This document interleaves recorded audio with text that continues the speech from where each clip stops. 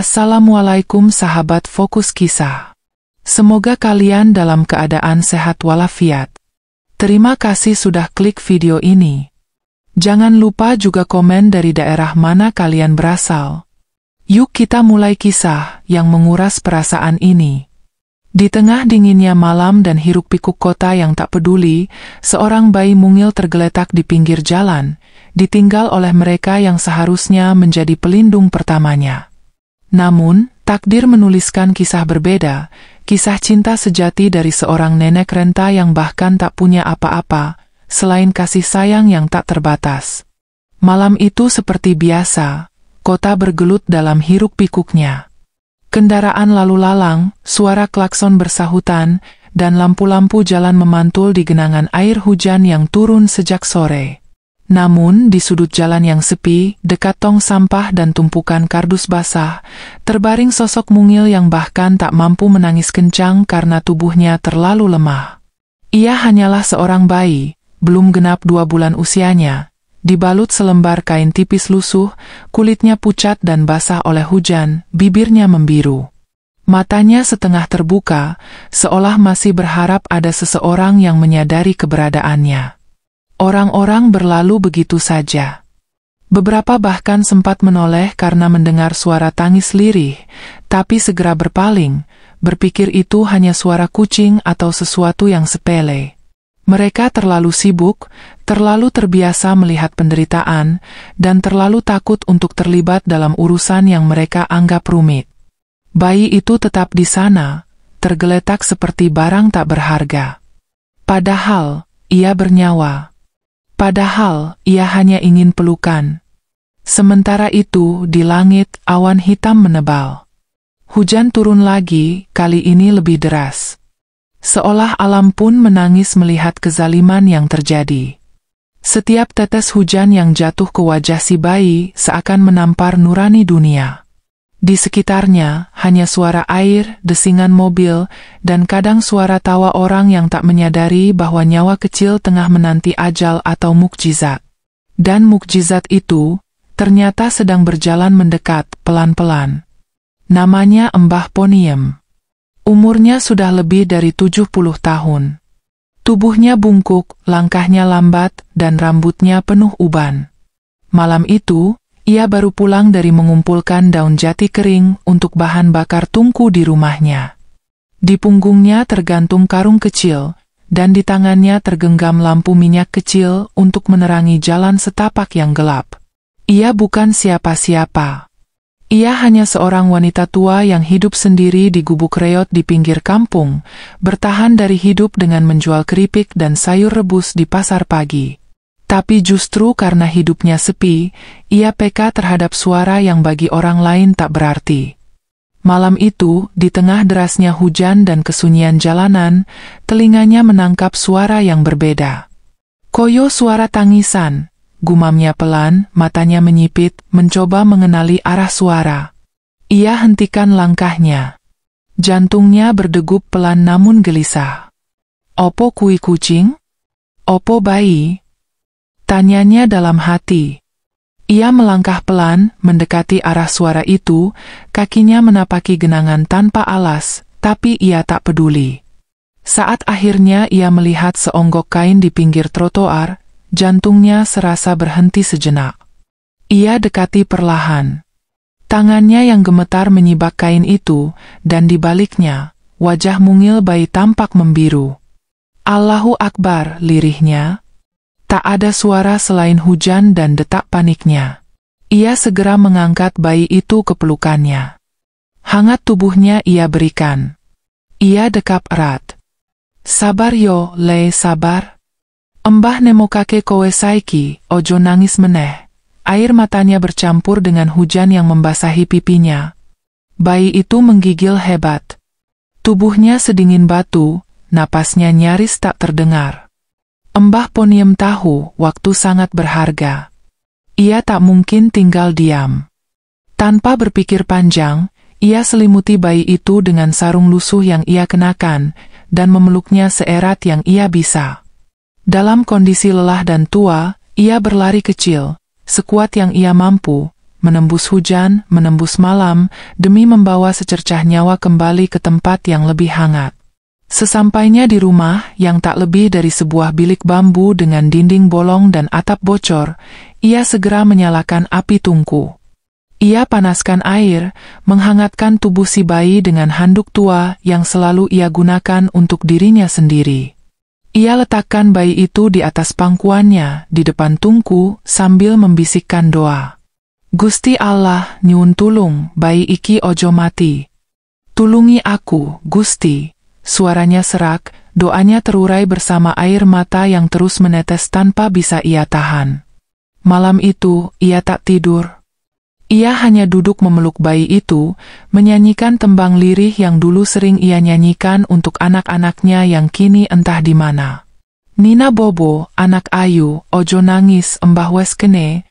Ia bukan nenek yang punya banyak, tapi malam itu, ia jadi malaikat. Ia memberi yang paling mahal yang ia punya, kasih sayang yang tulus. Pagi datang dengan dingin yang masih menggigit. Tapi di dalam gubuk kecil itu, kehangatan baru telah lahir. Bayi itu mulai bergerak pelan, membuka matanya perlahan. Embah Poniem yang semalaman tak lepas dari sisi bayi itu segera tersenyum lebar, walau wajahnya tampak lelah. Alhamdulillah, awake wis anget le. Kowe urip, nak, katanya sambil mengecup kening mungil itu. Ia tak tahu siapa orang tua bayi itu, dari mana asalnya, atau kenapa tega membuangnya. Tapi satu hal pasti, mulai hari itu, bayi itu bukan anak yang ditinggalkan. Ia adalah anak yang ditemukan dengan cinta. Embah Poniem menyusui bayi itu dengan air rebusan ketan hitam yang ia tambahkan sedikit gula merah, karena ia tahu tak punya susu. Ia memeluknya sepanjang pagi, memberinya nama dalam hati, Danu, sebuah harapan agar hidup bayi itu mengalir seperti air melewati semua rintangan. Ia membersihkan tubuh bayi itu dengan air hangat, memakaikan pakaian bekas yang dulu ia simpan dari cucunya. Semua serba seadanya, tapi penuh cinta.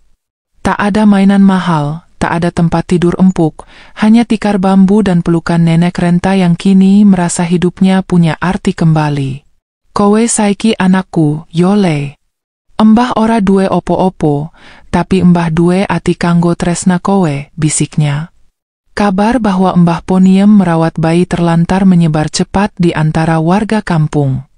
Satu persatu tetangga datang. Ada yang penasaran, ada pula yang mencibir. Embah, sampean piye sih? Kuat ngerawat bayi? Pan sampean wis tuwek, urip wae Angel, ucap Bu Lastri, tetangga sebelah dengan nada khawatir. Tapi Embah Poniem hanya tersenyum. Yo, uripku Angel, Bu. Tapi anak iki lebih Angel maneh yen ditinggal. Embah ora tega. Jawabnya pelan namun tegas. Sebagian besar warga merasa kasihan, tapi juga heran. Kenapa bukan diserahkan ke panti aja, Mbok? Tanya Pak Raji, ketua RT. Embah Poniem menggeleng. Kowe ngerti piye rasane ditinggal, Pak? Bayi iki dudu barang. Dheweke perlu peluk, perlu rasa aman. Embah iya so menehi kui. Panti ia so ngurus, tapi ora kabeh ia so nyintai. Kalimat itu membuat beberapa warga terdiam. Tak bisa mereka pungkiri, ada cinta sejati yang tumbuh di rumah reot itu. Hari itu, beberapa tetangga mulai membantu. Ada yang membawakan popok bekas, ada yang mengirimkan bubur bayi, ada pula yang sekadar datang untuk melihat si bayi tersenyum. Danu, nama yang diberikan Embah Poniem, mulai menjadi bagian dari kampung. Dan Embah Poniem, yang dulu sering dilupakan, kini menjadi inspirasi. Seorang nenek renta, tanpa harta, tapi kaya akan cinta. Hari demi hari berlalu. Bayi kecil yang dulu ditemukan nyaris tak bernyawa itu, kini mulai tumbuh dengan senyum yang pelan-pelan menghiasi wajahnya. Embah Poniem, dengan segala keterbatasannya, memberikan kasih sayang tanpa henti. Setiap pagi, sebelum matahari terbit, ia bangun lebih awal. Ia tak lagi hanya bangun untuk dirinya sendiri, tapi untuk Danu, bayi mungil yang kini sudah menjadi denyut hidupnya. Ia menyiapkan air hangat dari tungku tua, menanak sedikit nasi dan menumbuknya hingga halus, lalu mencampurnya dengan air rebusan daun katuk atau singkong yang tumbuh liar di kebun belakang. Satu-satunya tempat tidur Danu adalah tikar pandan di sudut rumah. Di atasnya, ia letakkan guling kecil yang sudah robek ujungnya, dan sehelai kain batik yang dijadikan selimut. Tapi cinta yang menyelimuti bayi itu jauh lebih hangat dari selimut mahal manapun. "Jenengmu Danu, Le," ucap Mbah Poniem suatu pagi sambil menimang-nimang Danu. "Artine banyu. Semoga kowe iso ngalir, lewati sandungan, tekan tujuanmu. Banyu iku kuat, Le, iso nembus watu. Kaya kowe sing kudu kuat." Danu tersenyum. Tawa pertamanya membuat mata Mbah Poniem berkaca. Betapa suara itu menjadi lagu terindah yang pernah ia dengar dalam hidupnya. Dalam kesederhanaannya, Mbah Poniem selalu punya cara untuk membuat Danu nyaman. Kadang ia gendong Danu keliling halaman kecilnya sambil menyanyikan tembang dolanan Jawa yang dulu biasa ia nyanyikan untuk anak-anaknya. Kadang ia hanya duduk, memandangi wajah Danu saat tidur, sambil membelai rambut halus di kepala mungil itu. "Kowe iso gede, Le. Ojo wedi urip, nek enduwe ati sing tulus," bisiknya lembut. Seiring bertambahnya hari, kebutuhan Danu pun bertambah. Ia butuh susu, ia butuh popok, bahkan butuh mainan untuk menstimulasi perkembangannya. Tapi Mbah Poniem tahu, ia tak bisa mengandalkan belas kasih tetangga terus-menerus. Maka ia pun mulai kembali berjualan. Dengan tubuh rapuh dan kaki yang kadang nyeri saat melangkah, ia menggoreng keripik singkong dan menyiapkan daun pepaya rebus untuk dijual di pasar kecil setiap pagi. Ia membawa dagangannya dalam bakul bambu yang digendong di punggung, menempuh perjalanan hampir 2 kilometer. Banyak yang menyayangkan keputusannya. "Embah, wis wayahe istirahat. Sampeyan wes sepuh," kata penjual tempe di pasar. Tapi Mbah Poniem tersenyum. "Nek aku istirahat sing marai Danu mangan sopo?" Jawabnya ringan, tapi dalam. Tak jarang dagangannya tak habis. Tapi ia tak pernah mengeluh. "Sing penting nyoba. Gusti Allah ngerti niatku," ucapnya sambil menyeka peluh. Dan malam harinya, meski lelah luar biasa, ia tetap mengayun Danu dengan kasih sayang, menepuk-nepuk pelan punggung bayi itu sambil berbisik, "Ora usah mikir susahku, Le. Embah ikhlas." Hari-harinya yang dulu sepi dan hampa kini berubah menjadi perjuangan yang bermakna. Ia bukan lagi hanya nenek tua di gubuk kecil. Ia kini seorang ibu kedua, seorang pejuang kasih yang menolak menyerah pada keterbatasan. Bahkan ketika malam turun, tubuhnya pegal dan matanya tak kuat terbuka lama, ia tetap menyuapi Danu, tetap mengelus, tetap menjaga, karena disitulah cintanya hidup. Namun, seperti malam pertama saat menemukan Danu, hidup tak selalu ramah. Suatu malam, Danu demam tinggi. Tubuhnya panas luar biasa dan wajahnya memerah. Awalnya Mbah Poniem mencoba cara tradisional, mengompres dengan daun sirih, mengusapkan minyak kayu putih hingga memeluknya lebih erat. Tapi Danu justru menggigil, tangisnya tak berhenti. "Gusti Allah tulung. Ojo nganti kelakon maneh kaya wengi iku," rintih Mbah Poniem sambil menggendong Danu dan berjalan mondar-mandir dalam rumah. Ia tak punya uang untuk membeli obat apalagi ke dokter. Dalam keputusasaan, ia mengetuk rumah tetangga. "Bu Lastri, tulung." "Danu panas, aku ora ngerti kudu piye," suaranya gemetar. Melihat kepanikan itu, Bu Lastri segera membawa Danu dan Mbah Poniem ke puskesmas terdekat. Sepanjang jalan, Mbah Poniem terus mengusap wajah Danu, menangis dalam diam. "Nyuwun tulung, Le. Bertahan yo. Embah ora yeso urip nek kowe ora ono." Di puskesmas, Danu segera ditangani. Suster berkata bahwa ia kekurangan cairan dan mengalami infeksi saluran pernapasan ringan. Mbah Poniem terduduk lemas, namun bersyukur karena datang lebih awal. Saat akhirnya Danu diberi infus kecil dan mulai tenang, Mbah Poniem mencium keningnya lama sekali. Alhamdulillah, matur suwun Gusti. Kowe luar biasa, Le, kowe kuat. Kabar tentang bayi yang dirawat oleh nenek Renta menyebar lebih luas dari yang dibayangkan. Awalnya dari mulut ke mulut warga kampung, lalu sampai ke telinga seorang relawan sosial yang sedang berkunjung. Tanpa sepengetahuan Mbah Poniem, cerita itu sampai ke media sosial.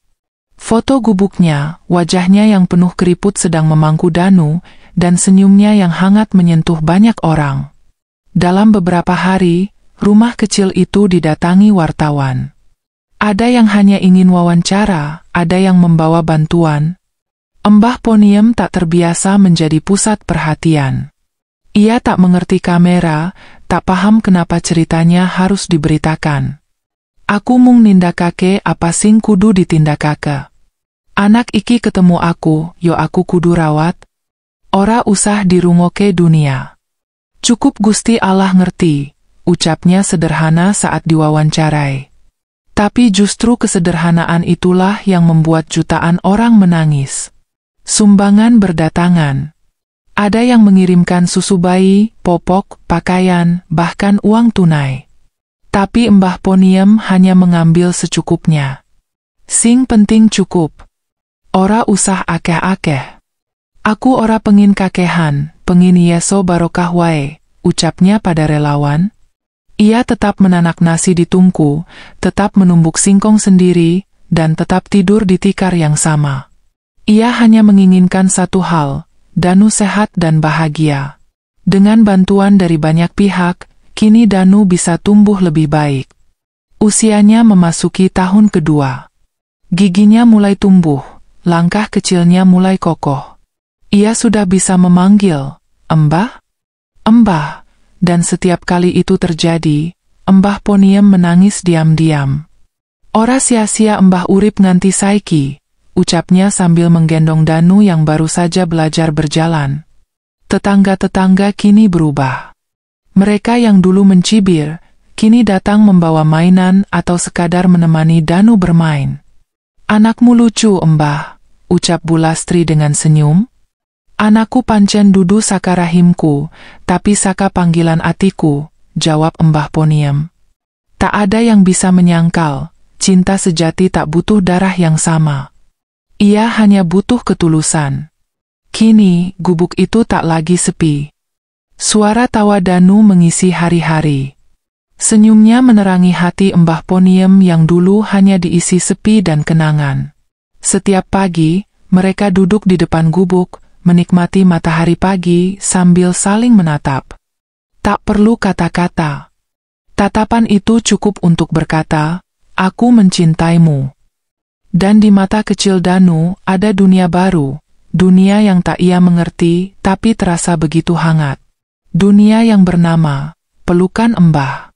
Namun, di balik senyum Danu yang semakin lebar dan kaki-kakinya yang semakin lincah berlari-lari kecil di tanah halaman, ada satu kegelisahan yang mulai tumbuh di dada Mbah Poniem. Setiap malam, ketika Danu telah terlelap dalam pelukannya, suara dalam hatinya mulai bertanya, sampai kapan aku bisa mendampingi bocah iki? Aku wis sepuh, Gusti. Umurku ora panjang. Ia mulai sering termenung. Di depan tungku di saat menyapu halaman, atau ketika menjemur cucian kecil milik Danu. Danu itu anugerah, gumamnya suatu hari, tapi dia juga titipan. Aku mung penjaga, bukan pemilik seutuhnya. Setiap kali memandangi wajah mungil itu, dada Mbah Poniem terasa hangat dan pilu bersamaan. Ia ingin selalu ada, menemani Danu tumbuh besar, menyaksikan dia masuk sekolah, melihat dia bisa membaca, bisa menulis, bisa berdoa. Tapi hidup tak bisa diajak tawar-menawar. Ia pun mulai mencatat hal-hal penting dalam secarik kertas. Nama lengkap Danu, tanggal saat dia ditemukan, bahkan ia menggambar lokasi penemuan Danu dengan tangannya yang bergetar. Siapa tahu, kelak ada yang butuh ini, ujarnya pelan. Lalu ia simpan kertas itu dalam kaleng biskuit bekas, bersamaan dengan baju pertama Danu yang penuh bercak dan selimut kecil lusuh saat ia pertama kali ditemukan. Iki kenangan, Le. Saksi perjalananmu. Suatu hari, seorang petugas dari dinas sosial datang ke rumah Mbah Poniem.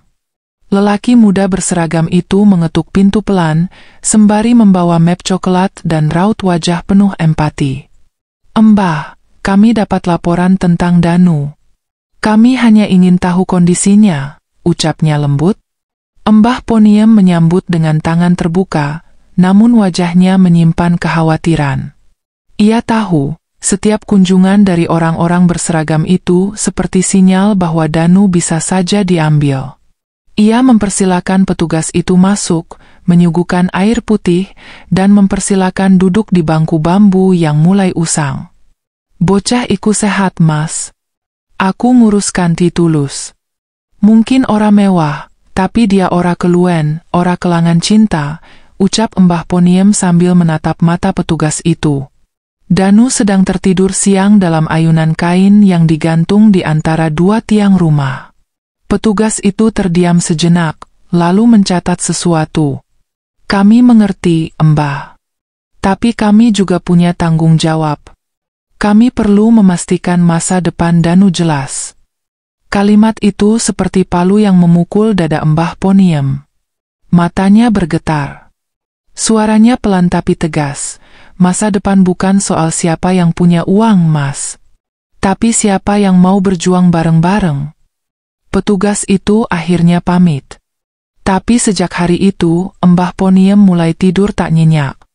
Setiap suara motor lewat malam-malam membuatnya terbangun. Ketakutan itu perlahan tumbuh, bahwa suatu hari, Danu akan diambil dari pelukannya. Hari-hari selanjutnya diisi dengan kegelisahan. Tapi seperti matahari yang tetap terbit meski langit gelap, Mbah Poniem tetap menjalani harinya seperti biasa. Ia tetap memasak, tetap menumbuk daun-daunan herbal untuk ramuan balita, tetap menggendong Danu yang kini mulai suka merengek minta turun dan berjalan sendiri. "Mbah, Danu jalan, Mbah." Serunya gembira, membuat Mbah Poniem tertawa dan berseru, "Alhamdulillah, bocahku pinter." Tapi kebahagiaan itu selalu dibayangi rasa takut. Maka setiap malam, Mbah Poniem mulai membacakan doa-doa yang dulu diajarkan ibunya, berharap Danu dijaga bukan hanya olehnya, tapi juga oleh semesta. Ia juga menulis surat, ditujukan entah untuk siapa, mungkin untuk masa depan. Untuk siapapun yang membaca ini kelak. "Danu bukan anakku, tapi dia adalah seluruh hidupku. Jika suatu hari kalian menemukannya, jaga dia. Ajari dia mencintai orang kecil, karena ia lahir dari pelukan orang kecil. Berikan dia cinta, bukan hanya pendidikan. Dunia ini terlalu keras tanpa pelukan hangat tiap malam." Surat itu ia lipat dan masukkan ke dalam kaleng biskuit yang sama, disimpan di bawah bantal tidur. Di sanalah ia menitipkan harapan dan doa. Beberapa bulan berlalu. Danu kini sudah bisa mengucapkan kalimat-kalimat pendek. "Mbah lapar, Mbah peluk, Mbah jangan nangis." Kata-kata polos itu seperti peluru cinta yang menembus langsung ke hati. Mbah Poniem tak pernah mengajari Danu menahan air mata. Justru ia ajari bahwa menangis itu tidak lemah. "Le, nek kowe sedih, nangis wae. Nangis iku tandha atimu urip." Danu mengangguk lalu bertanya, "Mbah? Danu punya ibu?" Pertanyaan itu membuat napas Mbah Poniem tercekat. Tangannya yang sedang memakaikan baju terhenti. Ia menatap Danu, menahan air mata. "Ibumu entah di mana sekarang, Le. Tapi aku percaya dia juga ingin kamu bahagia. Sekarang kamu punya Mbah, yo." Danu mengangguk lagi, lalu memeluk Mbah Poniem dengan erat. "Mbah, jangan pergi ya." Pelukan itu lebih dalam dari sekadar tangan yang melingkar. Itu adalah ikatan dua jiwa yang saling menemukan satu sama lain di tengah dunia yang begitu luas dan asing.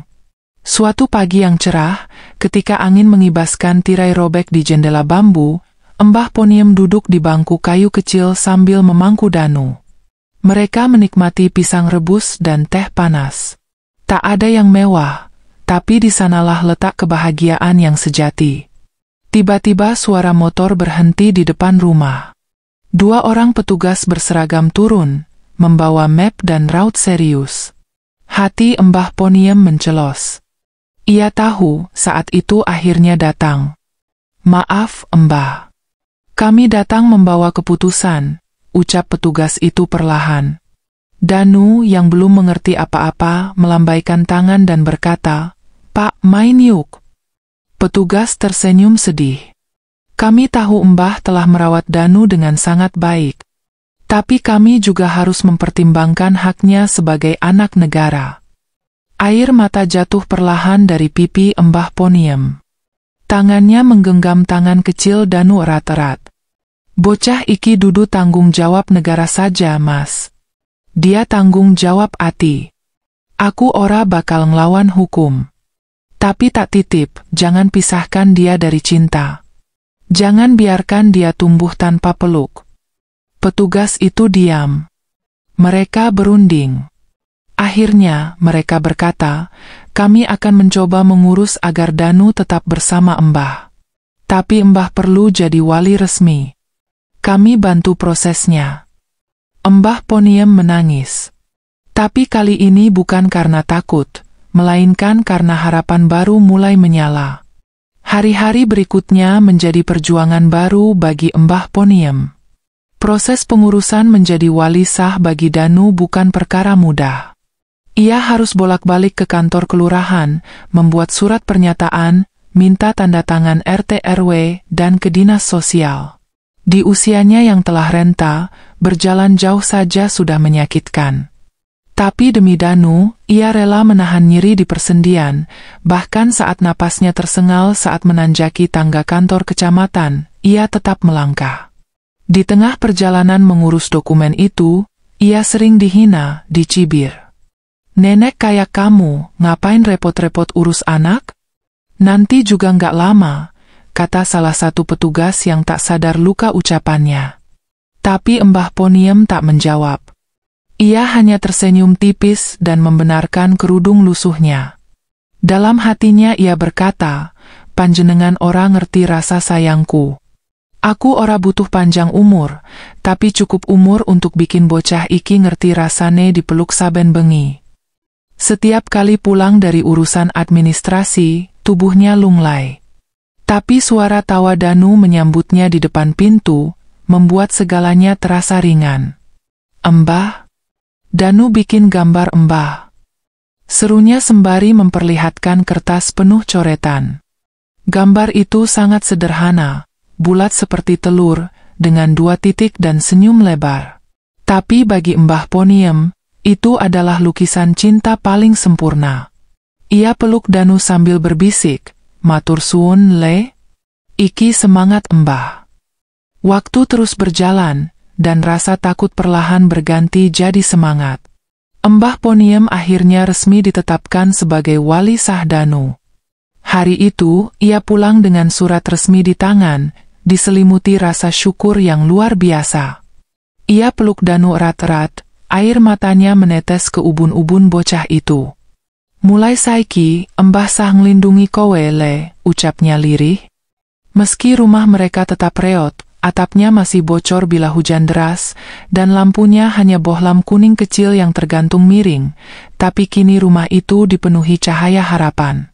Mbah Poniem mulai menanam sayur-sayuran di pekarangan agar Danu bisa makan lebih bergizi. Ia juga mengajari Danu mengaji dan menyanyi lagu-lagu anak. Bintang kecil di langit yang biru, nyanyi mereka berdua di bawah sinar rembulan. Kadang, tetangga datang membawa mainan bekas, kadang ada juga yang menawarkan bantuan. Kasih Mbah Poniem kepada Danu perlahan menginspirasi lingkungan. Anak-anak lain datang bermain ke rumah mereka. Danu mulai punya teman, dan tawa anak-anak menggema di halaman kecil rumah bambu itu. Mbah Poniem duduk sambil mengipas api tungku, sesekali menoleh dan berkata, Gusti, matur nuwun. Kula boten duwean maneh. Tapi kehidupan, seperti gelombang laut, tak selalu tenang. Suatu sore, ketika Danu sedang bermain kejar-kejaran dengan teman-temannya, ia terjatuh dan kepalanya membentur batu. Darah mengalir dari pelipisnya, dan tangisnya pecah memecah senja. Mbah Poniem yang sedang menumbuk daun untuk jamu, berlari terseok mendengar jeritan itu. Tubuhnya gemetar saat melihat darah di wajah cucu angkatnya. Ia segera menggendong Danu dan berlari menuju puskesmas terdekat. Walau lututnya nyaris tak sanggup menopang, ia tetap berjalan cepat. "Tulung, anakku Lara. Mbak, tulung!" serunya sambil mendobrak masuk ke ruang periksa. Perawat segera bertindak, membersihkan luka Danu dan menjahitnya. Mbah Poniem duduk di kursi tunggu dengan tangan menutup wajah. Mulutnya terus komat-kamit berdoa. Setelah beberapa jahitan dan perban di dahi, Danu akhirnya bisa tertidur di ruang rawat. Perawat memuji keberanian bocah itu dan berkata, "Dia hebat, Mbah." Tapi lebih hebat lagi neneknya. Mbah Poniem hanya mengangguk memandangi wajah pucat Danu. Dalam hatinya, ia berjanji, "Aku bakal ngelindungi kowe nganti napas kusing terakhir." Setelah kejadian itu, Danu jadi lebih dekat pada Mbah Poniem. Setiap malam ia tidur sambil menggenggam tangan sang nenek. "Kalau Mbah tidur, jangan pergi ya," katanya polos. Mbah Poniem mencium keningnya dan menjawab, "Mbah gak akan pergi le, kecuali Gusti Allah yang manggil." Tapi diam-diam, tubuh Mbah Poniem mulai melemah. Pandangannya sering kabur, tangannya gemetar lebih sering, dan ia sering batuk lama di malam hari. Ia tak ingin Danu tahu. Ia tetap tersenyum setiap pagi, tetap memasak dengan sabar, tetap menenun cinta dari hal-hal kecil. Tapi malam-malamnya diisi tangis diam-diam di bawah kelambu, di mana ia berdoa agar Danu diberi takdir yang lebih baik darinya. Suatu malam, Danu memeluknya erat dan berkata, "Mbah, Danu pengen jadi dokter. Biar bisa ngobati Mbah." Air mata Mbah Poniem mengalir deras. Ia peluk Danu sambil bergetar. "Amin le, amin. Mbah percaya kowe bisa." Malam itu, langit penuh bintang. Tapi satu bintang paling terang bersinar tepat di atas rumah kecil mereka, seolah Tuhan sedang mengaminkan harapan seorang anak dan cinta tulus seorang nenek. Tahun-tahun berlalu. Danu tumbuh menjadi remaja yang cerdas dan berbakti. Ia juara kelas, pandai membaca, dan setiap sore membantu Mbah Poniem mengantar jamu keliling kampung. Wajah Mbah Poniem semakin dipenuhi keriput, tapi senyumnya tetap hangat. Di hari ulang tahun Danu yang ke-12, Mbah Poniem memberikan kotak kecil berisi kenangan, baju lusuh saat Danu ditemukan, surat cinta untuk masa depannya, dan potret pertama mereka berdua. "Le, iki saksi cinta Mbah. Kowe mungkin bakal nemoni jagat luwih ageng, tapi ojo lali omahmu nang kene." Danu menangis. Ia peluk Mbah Poniem dengan erat. "Mbah, rumahku ya di sini." Tak lama kemudian, Mbah Poniem jatuh sakit. Ia dirawat di rumah dengan sederhana. Di malam terakhirnya, ia tersenyum pada Danu, memegang tangannya dan berbisik, "Mbah wis tenang le. Kowe kudu kuat. Jaga hatimu. Jaga cinta kita." Pagi harinya, dunia Danu sunyi. Tapi ia tahu, pelukan Mbah Poniem takkan pernah pergi. Ia menatap langit dan berkata, "Mbah, Danu janji. Danu akan jadi orang baik seperti yang Mbah ajarkan." Dan di bawah langit yang sama, seorang anak dan seorang nenek, yang tak sedarah tapi sehati, telah menuliskan kisah cinta paling tulus yang lahir bukan dari rahim, tapi dari pelukan takdir.